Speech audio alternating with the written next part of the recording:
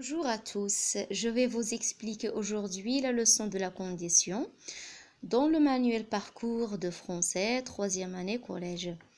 Voilà, donc le titre c'est utiliser l'expression de la condition. Je vais essayer de lire les exemples afin de relever les expressions de condition. Je vais juste vous dire une chose que je vais d'abord expliquer aussi en arabe. Je vais utiliser le français et l'arabe afin que tout le monde puisse comprendre.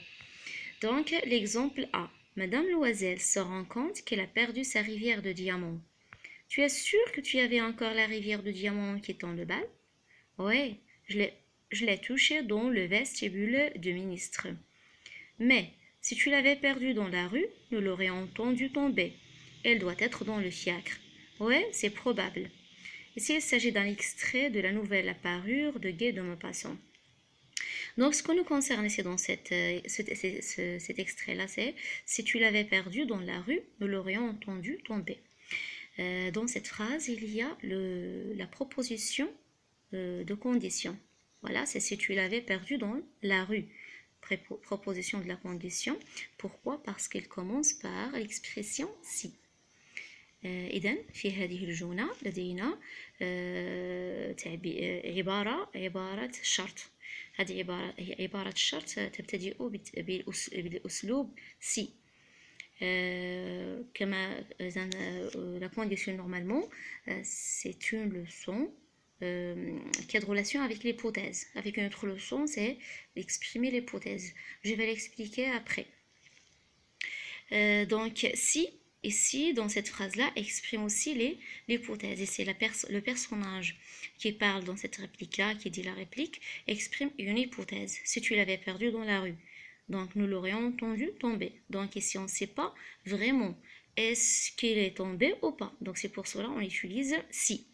Ou bien le personnage utilise si. Avant de continuer l'explication de l'hypothèse, je vais seulement vous rappeler que la condition a plusieurs expressions. La condition, on peut l'utiliser pour exprimer une demande polie, ou bien un conseil, un ordre, aussi pour exprimer l'hypothèse bien sûr. Et donc شرط أو أدوات شرط نستعملها من أجل التعبير عن طلب بأدب، يعني أنا بطلب شيئا بأدب، وكذلك عندما أنصح، عندما أأمر، وعندما أقوم بفرضية. إذا في هذه الحالات وهناك حالات أخرى. في هذه الحالة نستعمل le condition ou bien la condition, pardon. Donc ici, si tu l'avais perdu, dans cette phrase-là, on a le verbe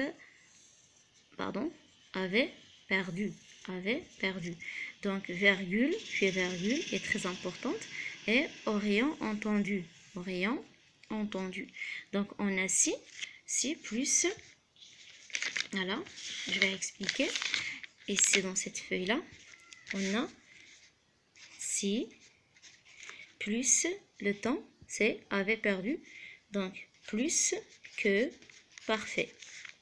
Dans la deuxième partie de la phrase, on a aurions entendu conditionnel passé. On emploie ici, on emploie cette structure-là, si plus que parfait, puis la virgule. Dans la deuxième partie, on a conditionnel passé pour exprimer une hypothèse qui exprime un fait qui est réel dans le passé. نستعمل هنا si مع زمن plus que parfait ونقوم بوضع فاصلة إنها ضرورية. ثم في الجزء الثاني من الجملة نستعمل الزمن كونديسيونيل باسي، وذلك من أجل التعبير عن فرضية عن حدث غير واقعي ولم يتحقق في الماضي. هذا هو الهدف ديال الفرضية التي تبتدئ بسي.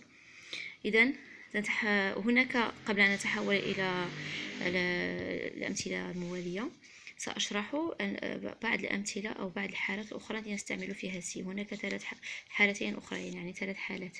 الحالة الثانية عندما تكون لدينا سي زائد imparfait، donc plus l'imparfait فاصلة الجزء الثاني من الجملة conditionnel présent. نستعمل conditionnel présent. الحالة الثالثة si plus présent. On utilise le présent après si, virgule et futur simple. J'ai déjà écrit ça ici, donc ces cas-là, ici dans l'autre partie, c'est bien. Donc si on a si plus l'imparfait, on doit utiliser le conditionnel présent ici. Si on a si plus que parfait, on doit utiliser le conditionnel passé. Si on a si plus le présent, on doit utiliser le futur simple. Donc ces trois règles, il faut les apprendre par cœur, parce qu'elles sont très obligatoires. Parfois, dans l'examen régional, on peut trouver si plus un verbe conjugué à l'imparfait. Dans la deuxième partie, on trouve les verbes entre parenthèses. Donc, il faut utiliser conditionnel présent. On peut trouver par exemple si verbe entre parenthèses. Dans la deuxième partie, on trouve conditionnel passé. Donc, il faut conjuguer ici le verbe au plus que parfait. La même chose dans la troisième phrase ou bien le troisième cas, on trouve si plus le présent. Donc, le verbe doit être conjugué au futur simple. Ces trois cas sont très obligatoires pour les apprendre.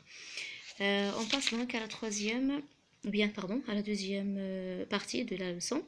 Donc, dans la deuxième partie, on trouve des phrases. Dans la phrase 1, on trouve AB, 2, on trouve AB, 3, on trouve AB. Donc, dans les phrases A, ici, ici, on a deux phrases qui sont indépendantes, qui ne sont pas reliées, qu'on doit les relier avec une expression de condition. Voilà, nous gagnerons le prix du concours de la nouvelle. Voilà, point. Nous travaillerons sérieusement. On doit relier les deux phrases à l'aide d'une expression. يعني سنقوم بربط هذه الجمل بأسلوب شرط. Nous gagnerons le prix du concours de la nouvelle à condition de travailler sérieusement. Voilà, à condition de, c'est l'expression de condition. Si on a à condition de, exactement de, il faut toujours laisser le verbe à l'infinitif. Il ne faut pas le conjuguer. Donc, deuxième phrase. Je te prête mes revues, tu feras l'exposé convenablement. Voilà, on a deux phrases indépendantes. يعني عندنا جملتين غير مرتبطتين. سنقوم بربطهما. On va les relier avec à condition que. Je te prête mes revues à condition que tu fasses l'exposé convenablement. Voilà, à condition que. هذا التعبير أو هذا الأسلوب نستعمله كذلك من أجل التعبير عن الشرط. إذن هنا الفرق بين à condition de et à condition que. Ici à condition de plus l'infinitif, à condition que plus le subjonctif présent. Voilà, on a changé le verbe tu feras et il devient tu fasses. Ici on a le verbe nous travaillons. On a changé le verbe nous travaillons et il devient travailler.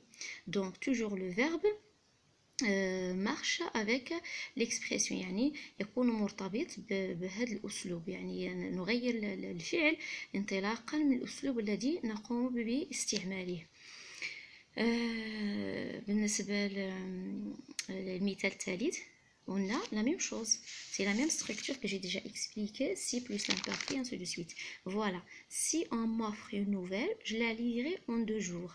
Par exemple, dans l'examen, si vous trouvez si on m'offre une nouvelle, puis le verbe lire en 2 jours. Il faut conjuguer le verbe lire au futur simple parce qu'on a ici le verbe offre au présent de l'indicatif.